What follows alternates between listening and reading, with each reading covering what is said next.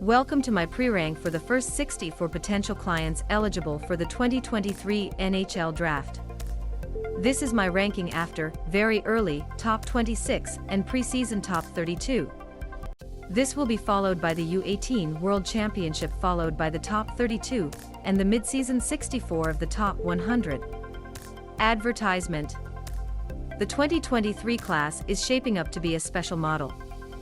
This draft will be the 10th draft I have done this job, and I believe it has a chance to challenge 2015 as the best age group. It's been the best age group I've ever discovered, with 3 A+ prospects led by this group, top advanced and top level. This top 64 consists of 47 forwards, 15 defenders, and 2 GOATs. The one-person GOAT crop grew on me during my job this fall, and there were 2 additional GOATs that narrowly missed the list. Note, although I consulted monitors, coaches, general managers, team staff, and agents when creating my draft boards, the reviews below are strictly my own.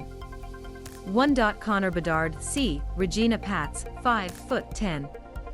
Bedard's candidate who scored 28 points in 15 games in the WHL, 2 points, 51 goals, and 100 points in the U18 World, 15 points in a terrible 16-year-old team, this time in 6 games in the U18 World Championship. 8 goals and 13 points in 9 World Junior games, and starting the draft year as a 17-year-old who won't turn 18 until next July, leading the WHL in every statistical category leaves you thinking you might just be a little bit of bad luck. This is because he can do things that no one else can. I'm not talking about him in comparison to the other leads in this sketch. I don't speak at all. As in, you can keep him on ice with the world's best shooters and they can't get off the head skateboard and unbalance you. It has one of the best actions I've ever seen. Landing the ball in the middle of his stance and then, without moving forward, blasting it down the flank to show that the shot is remarkable. While the trapezoidal ball snapping off the right hip is its defining quality, it's not his only tool, either.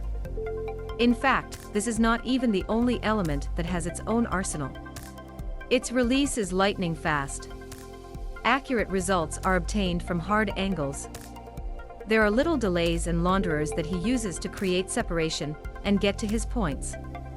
There are so many different attitudes when it comes down from the hip. This kid is more productive at distance than any shooter I've ever shot. Advertisement. This game has everything a dynamic game creator looks for. He has incredibly fast hands and the loose grip that all big businessmen have. It also achieved high speed with its upside-down diagonal steps and strong acceleration from standstill, which allowed him to carry it up the ice or to cross it like a trailer. Helps him do it. He is also extremely creative despite his tendency to score goals. Some skiers see his tunnel, and while it is the goalie's focus, there is a lot between the offensive zone blue line and the goalie's kick. He regularly plays hard games. Then you add instincts from the puck to be clear. Even if he's a marked guy, physical interaction has improved. There's something lacking in skill as a puck thief and the possibility of a superstar. No one can defend their innards against his low-end stiff ankles. During the spin and spin, it usually takes 2 times to get the ball out of it. He's a stomacher and his 50 goals are next level. I think it will stay in the center as well. I'm not sure he was a player in the history of hockey in the era of Connor Bedard, who could pull the puppet as well as possible. He is very happily activating from time to time, and is able to advance a little further into the game, and has to work his game defenselessly if he doesn't want to go to the next level. But those are the things you have as singular talent as he is. 2. Adam Fantilli, C. University of Michigan, 6'2". The best way to describe the Fantilli is the way a USHL source described itself to me: it's a horse. Fantilli is a strong boy and takes trophies from the wall to the interior with strength, ease and speed. He can beat you on the wall on the bike. The attacker can beat you with his ball rolling around the area. He can beat you by pushing from the lanes to the third center, driving the net, or dropping his shoulder to cover an area that isn't there. He can fly out. He celebrated me last year in Calgary, Canada's summer screening, and blew me up again for his freshman year at the University of Michigan, where he landed on one of the best starts in college hockey history. Even at 6 feet 2 and weighing nearly 200 pounds, he might be the best skateboarder in this draft. Most of the time, we don't see that players of his size can act like him. His skating is balanced. It's strong when needed, lightweight and adjustable when needed. In movement patterns, it can hold the ball on a string. It will be a transitional beast.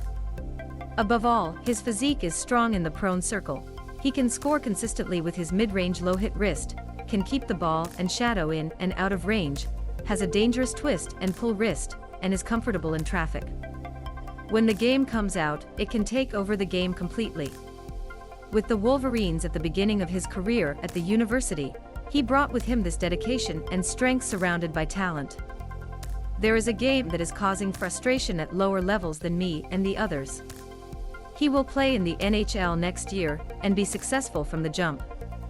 Be careful, which improves his game a bit more and adds more power as he gets older.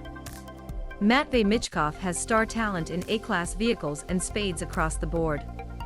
3. Matvei Michkov, LW/RW, SKA St. Petersburg, 5 feet 10. Michkov is the best prospect without any question or hesitation in any draft, and in the third ranking of the best prospect in Russia since Alex Ovechkin. Here talent does not feel like a head, a child.